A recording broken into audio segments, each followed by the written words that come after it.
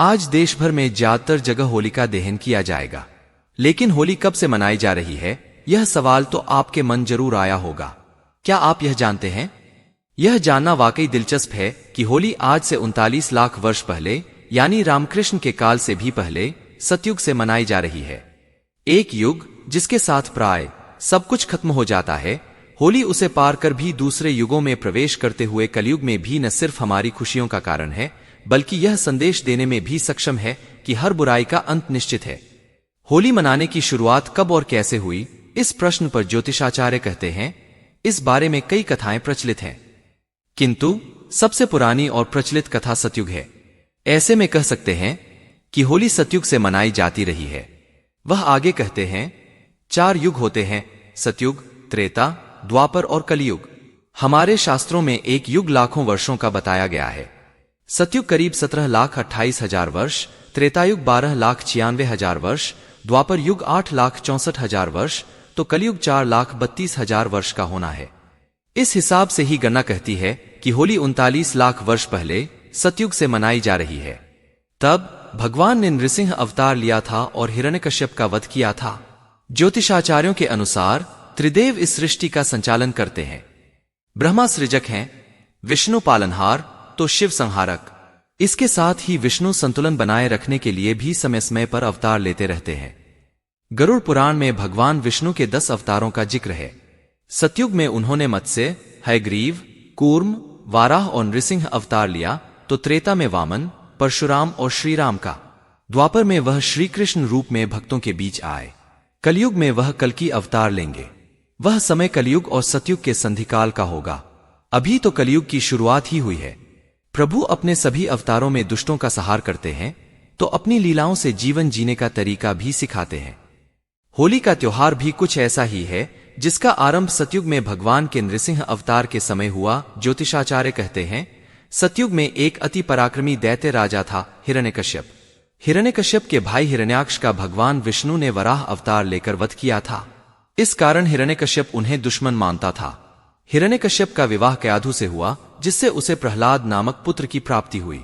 हिरण्यकश्यप ने मनचाहे वरदान के लिए ब्रह्मा की तपस्या शुरू की। इस दौरान देवताओं ने उसकी नगरी पर आक्रमण कर दिया और वहां अपना शासन स्थापित कर लिया। उस समय देवर्षि नारद मुनि ने कयाधु की रक्षा की और अपने आश्रम में स्थान दिया। वहीं पर हिरण्यकश्यप के पुत्र प्रहलाद का जन्म हुआ। देवर्षि नारद मुनि की संगत में रहने के कारण प्रहलाद भगवान विष्णु का भक्त बन गया। उधर कई वर्षों तक तपस्या के बाद हिरण्यकश्यप को ब्रह्मा ने दर्शन दिए। हिरण्यकश्यप ने वरदान मांगा कि मेरी मृत्यु मनुष्य या पशु के हाथों न हो, न किसी अस्त्र शस्त्र से, न दिन व रात में, न भवन के बाहर और न ही अंदर, न भूमि न आकाश में हो मेरी मृत्यु हो। कुल मिलाकर अपनी समझ में उसने अमरता का वरदान मांगा। ब्रह्मा ने उसे यह वरदान दे दिया, किंतु इसके बाद वह निरंकुश हो गया।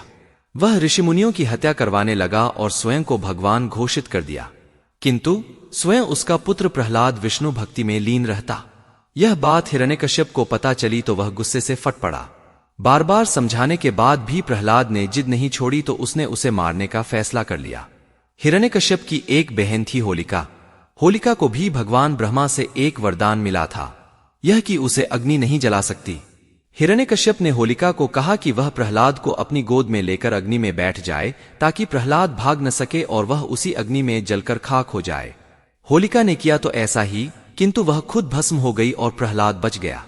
कहा जाता है कि होलिका के एक वस्त्र में न जलने की शक्तियां समाहित थीं, किंतु भगवान विष्णु की कृपा से चली तेज आंधी से वह वस्त्र होलिका से हटकर प्रहलाद के शरीर से लिपट गया था। होलिका के जलने और प्रहलाद के बच जाने पर नगरवासियों ने उत्सव मनाया, जिसे छोटी होली के रूप में भी जानते हैं। इसके बाद जब यह बात फैली तो विष्णु भक्तों ने अगले दिन और भी भव्य तरीके से उत्सव मनाया। होलिका से जुड़ा होने के कारण आगे इस उत्सव का नाम ही होली पड़ गया। उधर हिरण्यकश्यप ने प्रहलाद को मारने के लिए उसे एक खंभे में बांध दिया। वह प्रहलाद को मारने ही वाला था कि भगवान विष्णु खंभा फाड़कर नरसिंह अवतार में प्रकट हुए। उन्होंने हिरण्यकश्यप को उसके भवन की चौखट पर ले जाकर संध्या के समय अपने गोद में रखकर नाखूनों की सहायता से उसका वध कर दिया।